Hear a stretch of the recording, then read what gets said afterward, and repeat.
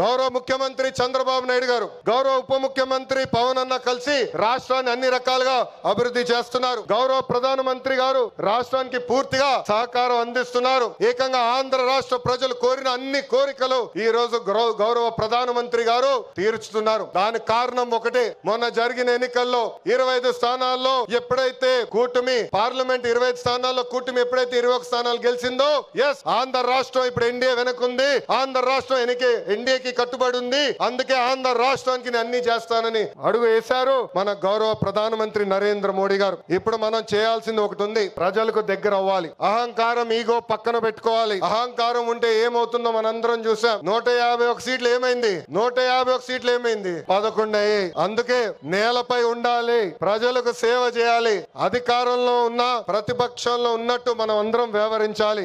చిన్న కుటుంబంలోనే సమస్యలు ఉంటాయి. 3 పార్టీలు కలిసినప్పుడు చిన్న సమస్యలు రావటం సహజమే. ఈగోలు పక్కన పెట్టండి, అందరం కలిసి పనిచేద్దాం. విడాకులు, మిస్ ఫైర్లు, క్రాస్ ఫైర్లు ఎట్టి పరిస్థితుల్లో జరిగేదానికి లేదని ఈ సభాముఖ కార్యకర్తలందరికీ నేను తెలుపుతున్నా. ఈ మహానాడు వేదికగా ఒక ముఖ్యమైన విషయం ఆంధ్ర రాష్ట్ర ప్రజలకి నేను చెప్పదలుచుకున్నా. ప్రభుత్వ కొనసాగింపు చాలా చాలా అవసరం. ఒక రాష్ట్రం అభివృద్ధి చెందాలంటే ప్రభుత్వం కొనసాగించాల్సిన అవసరం చాలా ముఖ్యం. 2014లో కట్టుబట్టలతో మన ప్రయాణం ప్రారంభించాం. 2014 నుంచి 19 వరకు సంక్షేమ అభివృద్ధి జోడి ఎద్దుల బండిలాగా మనం నడిపించాం. 2019లో విధ్వంస పాలన వచ్చింది, విధ్వంస ప్రభుత్వం వచ్చింది, ఒక సైకో ముఖ్యమంత్రి అయ్యాడు. దానివల్ల ఆంధ్ర రాష్ట్రం 30 సంవత్సరాలు వెనక్కిపోయింది. ఆంధ్ర రాష్ట్రం చాలా ఇబ్బంది పడింది. ఒక్కసారి ఆంధ్ర రాష్ట్ర ప్రజలు ఆలోచించాలా. గుజరాత్ లో బీజేపీ వరుసగా 7 సార్లు గెలిచింది. ప్రభుత్వ కొనసాగింపు వల్ల ఈ రోజు గుజరాత్ లో అన్ని రంగాల్లో వాళ్ళు అగ్రస్థానంలో ఉన్నారు.